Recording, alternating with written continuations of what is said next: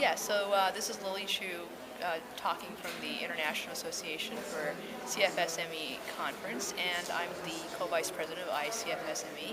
We had a lot of fascinating research presentations. The sections I especially enjoyed were the plenary lectures by Dr. Fluge and Dr. Mella. I'm probably saying their names wrong. Dr. Fluge, right? Yes. And so it was fascinating to hear them talk about some of the metabolic pathways that they're working on and pinpointing it down to specific pathways rather than just general metabolic issues. I also appreciated their work on rituximab and reporting on the results of that. The other sessions I always find interesting are the ones on symptom provocation and what symptoms people experience and the biological abnormalities they find when people are stressed under different physical conditions. We have a lot of fascinating work here, and Dr. Tony Komaroff always summarizes our talks at the end, and I'm hoping that if Tony is willing to lend us his slides, we might be able to put some of them on our website later on. So please visit our website if you may have those.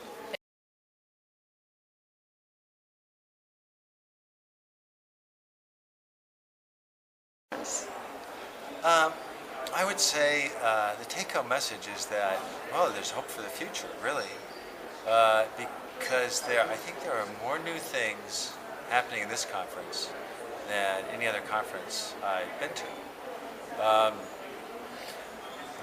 New fields opening up, and Norwegians are right in there.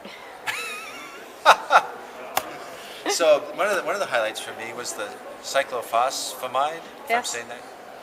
You know, the fact that there may be a broad spectrum immune drug that can be successful very successful in a subset of IACFS patients, and the drug is, cheap, and it does have more side effects, but I mean, it's just astonishing to think there's another rituximab-like drug out there. And I imagine if there's cyclophosphamide is a possibility, then there are other possibilities. So it really provides impetus to the idea that the immune system is a big deal in ME/CFS and it can be treated. The other, of course, there was Fluge's talk, which demonstrated that they believe that the immune system is targeting the energy production system in ME/CFS, and so that was really big. I don't think anybody, because those are two such major components of ME/CFS now. The immune system's always been big, and now we know the metabolism is really big. The ability to connect those two, that's really striking, and that provides a lot of hope. We see more connections coming together. That's very encouraging. Yeah, and I must say and then from Norway, again, the lactate. Katarina Len, yes. The lactate findings, the exercise lactate findings. Nobody has looked at lactate and she did a 2-day exercise test. So finding yet another impedance in the energy production system during exercise, that's just a great finding, That's just a great finding, And kudos to her for, going the extra mile and, using the catheter and measuring that, because I don't think anybody's done that before. So that was really striking for me. So then there was the Shungu study, which shows that doing such a simple thing as providing NAC, N-acetyl cysteine, I think, which it may not help symptoms, or it may. I just talked to somebody who said it definitely helped her symptoms, but may decrease the brain inflammation, neuroinflammation in the brain. That's a great finding because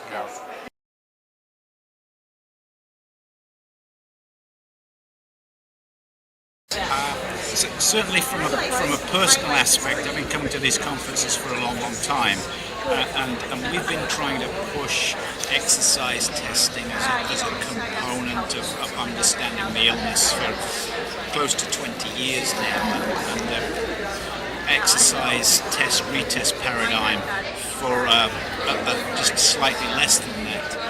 And what we're finally seeing is that people are not only buying into exercise testing to elicit symptoms as an appropriate way to study the illness. We were very pleased to see that a number of people are supporting the idea of a 2-day exercise test to show elements of post-exertion malaise in chronic fatigue syndrome. And it's really exciting that some of the bench scientists now are starting to link other bodily processes to the symptoms that we actually elicit. This particular conference, there's a lot more science going on, a lot more people involved that are career scientists rather than hobby scientists or physicians trying to do science, while they're also running a clinical practice. And so I think that's a very positive thing. Very impressed with the research that's happening in Scandinavia at the moment, and it's being repeated over here at some major institutions. So I'm hopeful that in the next couple of years, with the advances in technology and the ability to analyze vast amounts of data very, very quickly and very efficiently, we'll start to see the picture emerge about what's really happening with the illness.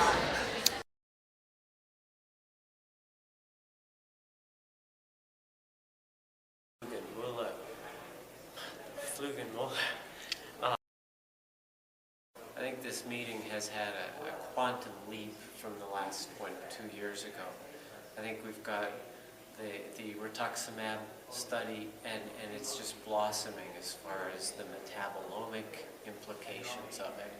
That fits with other metabolome studies that were reported here, the gut microbiome studies, the DNA analysis, the MRI analysis, that's all converging on a key complaint that patients complain about, of energy depletion. And all of these science is pointing towards a problem in producing energy. The key is, at rest, you're okay. You do some activity, whether it's work or mowing the lawn, doing the dishes, and then bang, the system can't handle it, and that's when you crash. You can't produce enough energy, and that's when you have your return of pain, of fatigue, of cognitive problems.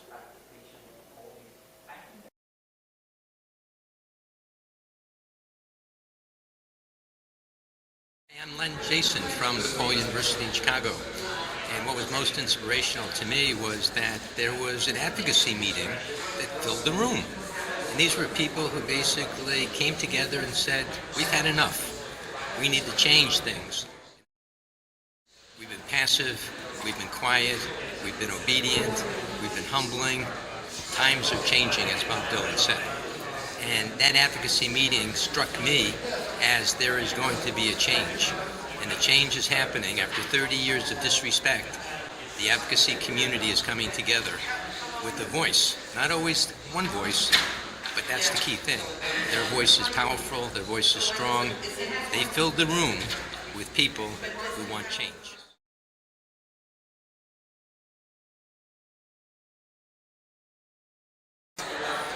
I would say it is that the evidence became even stronger that the brain, the autonomic nervous system, immune system, and energy metabolism are all not right in this illness and could explain, and in some cases do appear to explain, the symptoms of the illness. We have an illness that is defined only by symptoms, and so the question that any doctor should ask is there any evidence of any underlying objective biological abnormalities? And I think after this conference and many that have preceded it, it's clear what the answer to that question is.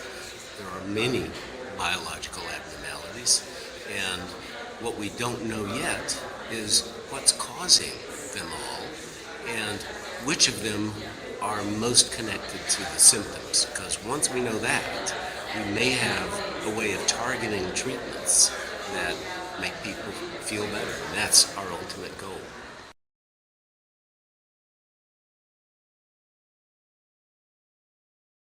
Jeg synes jo at det går sakte, men sikkert fremover. Jeg har aldri vært på denne konferansen før, og det var hyggelig å møte mange av de amerikanske forskerne som ikke har truffet før, og fra andre deler av verden. Og det er jo et fokus inn mot metabolisme, for eksempel. Energiomsetning i cellene, som mange grupper jobber parallelt med, som er interessant. Og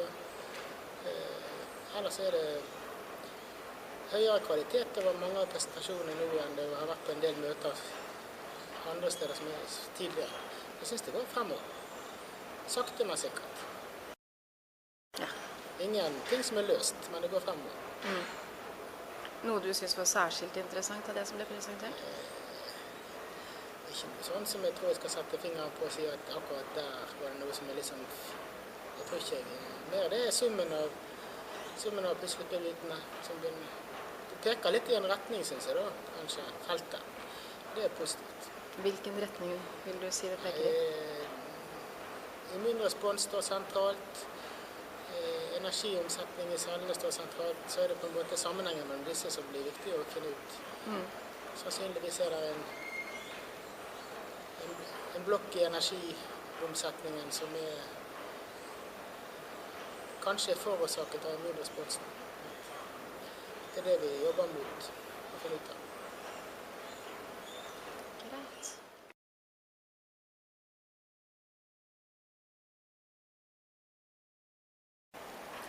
For det første så er det første gang jeg er på dette møtet, så det var interessant å se bredden i det som foregår internasjonalt. Ofte leser man artikler som har med det å gjøre som man selv forsker på. Og det er ganske krevende i seg selv, men å se at det jobbes på så mange ulike felter, seriøst, av mange grupper rundt omkring, synes jeg er veldig oppmuntrende. Og det som jeg synes gjennomgående også var at veldig mange av presentasjonene var gode. Ikke alltid didaktisk like gode, men innholdsmessig var mange av de gode. Og når alt kommer til alt, så vil all god forskning munne ut i en sum som gir oss et totalbilde av hva som skjer med denne sykdommen. For det er veldig komplisert, langt mer komplisert enn noen tenker seg. Det betyr ikke at nødvendigvis at det ikke er på en måte et sted i pasienten sykdommen begynner. Det kan godt være at det begynner et sted, og så tar alle pasientenes variabler, alt genuttrykket pasienten har, kommer inn i bildet, slik at enderesultatet kan bli noe forskjellig fra pasient til pasient. Symptombildet noe forskjellig. Men det som går igjen er jo at, som Øystein sier, at det er mye som taler for at immunsystemet er sentralt i dette. I hvert fall når det gjelder utløsning av sykdommen. Så ender det opp i et system som gir pasientene symptomer som ikke nødvendigvis er immunsystemet i seg selv, men det er et resultat av noe som skjer i immunsystemet. Og det området vi har jobbet med på mekanistisk side i det siste, det er jo, som Øystein sier, energimetabolismen. Og interessant var det at 3-4 grupper jobber med ting som minner om hverandre. Og gruppen fra Oslo også, som gjorde målinger av melkesyre hos pasienter som belastes på sykkel. Der finner man også resultater som passer veldig godt inn med de mekanistiske studiene vi og andre holder på med. Så selv om man jobber med forskjellige ting, så peker det inn imot altså det henger sammen. Og skal vi si noe negativt, så er det vel egentlig det at det er litt få studier som går på behandling. Overraskende få studier som går på behandling. Det synes jeg var nesten litt sjokkerende at det foregår så lite. Det skyldes veldig kanskje at mangel på sikker kunnskap om sykdomsmekanismene. Det er litt det som gjør at det blir lite terapi- og intervensjonsstudier. Det kommer sikkert ikke inn. Det kommer nok, Men likevel det akkurat nå litt skuffende at det tar jo lang tid, for eksempel medikamentstudier. Det tar jo lang tid fra man prøver på de første pasientene til et prinsipp kan godkjennes offisielt. Det gjør jo at det litt langt frem for helt nye ting da.